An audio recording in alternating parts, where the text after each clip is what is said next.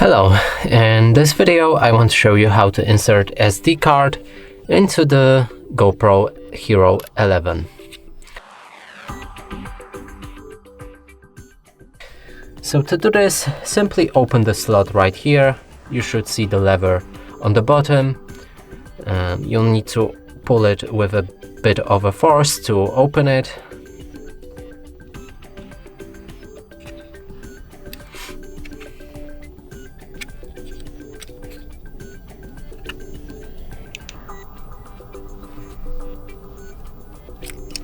It takes a bit of the force to open and some practice as well, so just don't worry and try to open it.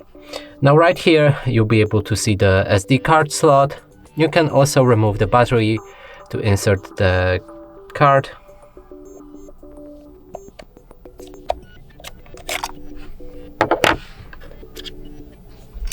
So it should go like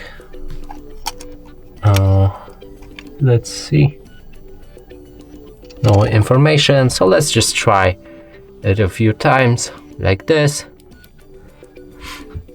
Now put back the battery, close the lid, and it's ready.